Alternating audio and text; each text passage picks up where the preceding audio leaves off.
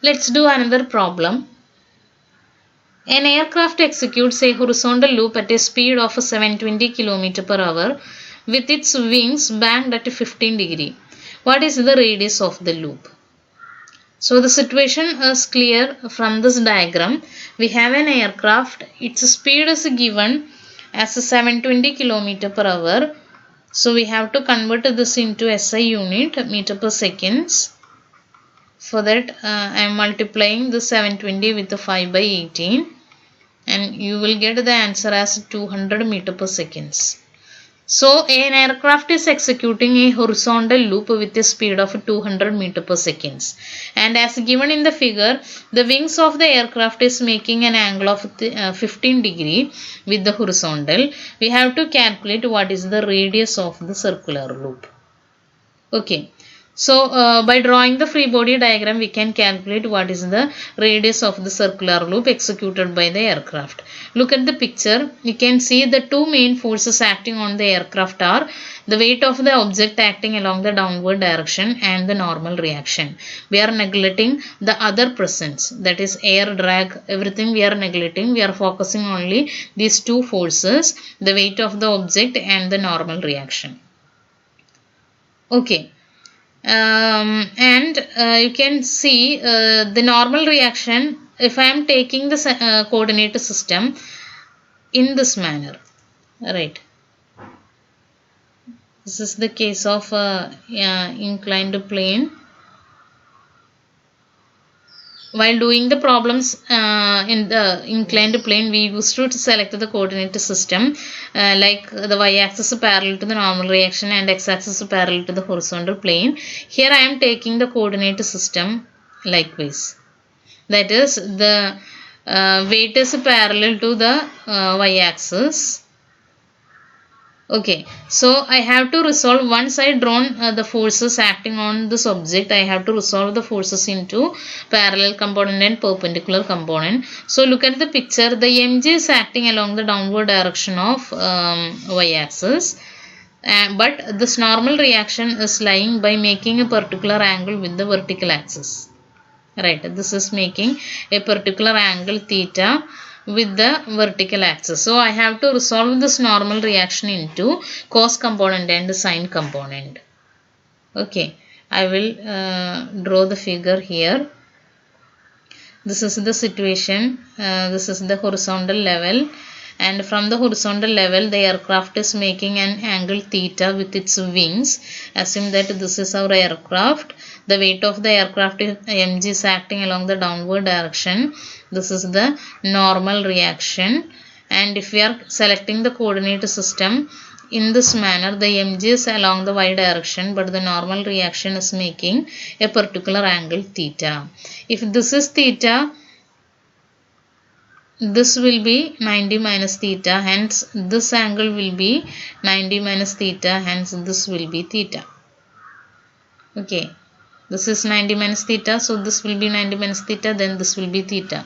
So if I am resolving this normal reaction into parallel component and perpendicular component, this component will be n cos theta, and this component will be n sin theta. Okay, so when we are taking the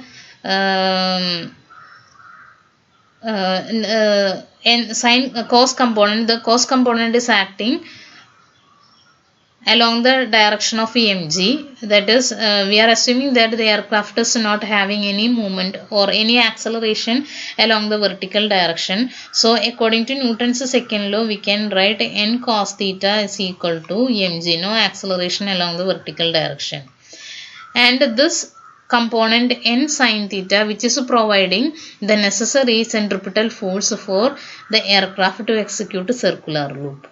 Okay, so this n sin theta is providing the necessary centripetal force, and we know the expression for centripetal force as mv square divided by r. So n sin theta, which is equal to mv square divided by r. Let this be equation number 2. Now we need what is the value of r, radius of the loop. So from equation number 2, r is equal to mv square divided by n sin theta. Okay, here m, v and theta is known, but the normal reaction is not known. That we have to take from equation number 1. From equation number 1, n is equal to mg divided by cos theta. So here in this equation of r, I am substituting instead of n, mg by cos theta. So mg sin theta by cos theta. And what is sin theta by cos theta? It is tan theta. So we will get r equal to mv square divided by mg tan theta. And the values of m will get cancelled out, and we are getting r is equal to v square divided by g tan theta. Value of v is 200 the whole square, and the value of g, if we are taking 10, the problem will be, we can do the calculation more easily, and the tan theta is tan 15. And the value for tan 15 we know from doing previous problems. So here we'll have divided by 10 into tan 15 is 0.2 0.2679. While doing this, you will get the answer as 15.24 into 10 raised to 3, or 15.4 into 10 raised to 3 meter, or approximately 15 kilometers. Okay, so this is the radius of the circular loop executed by the aircraft. Moving on to the next question. A car negotiates a banked circular road of radius 50 meter at a speed of 72 km per hour. Calculate the angle of banking so that the car is able to negotiate the curve at the speed with less wear and tear for the tires. So in the question they given a car is moving along a banked road, and the radius of the circular path the car is trying to take along the banked road is 50 meters, and the speed of the car is given 72 km per hour, which is equal to 72 into 5 by 18 is equal to 20 meter per seconds. We have to calculate what is the angle of banking such that the tires of the car is having less wear and tear. So to reduce the wear and tear, we have to reduce the friction. So the situation, we have to assume that there is no friction between the car and the road. That is, we have to assume that the mu s is equal to 0 in the expression of velocity of a car on a banked road. The velocity expression, the maximum value of velocity of a car on a banked road is equal to, is given by the expression Vmax is equal to Rg into mu s plus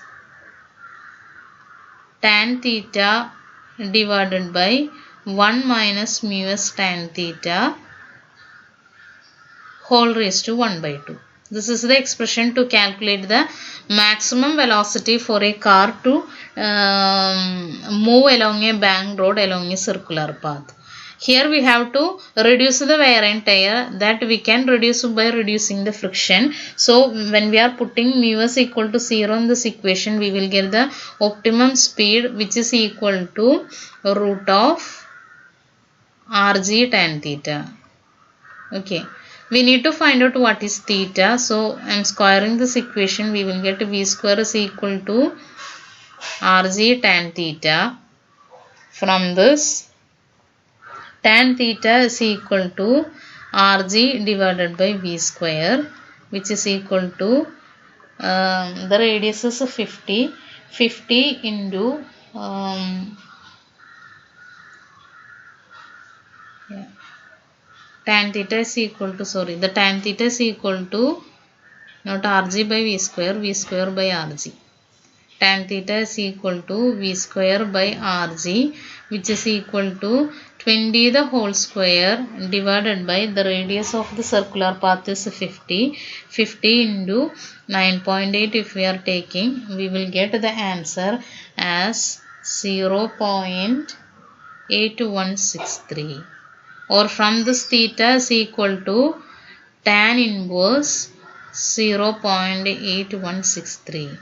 If you learned the how to find out the angle theta from the class table or the logarithm table, you can write down the answer, or if you are putting likewise also you will get the mark. And the answer for this is tan inverse 0.8163 is approximately 39 degree. Okay.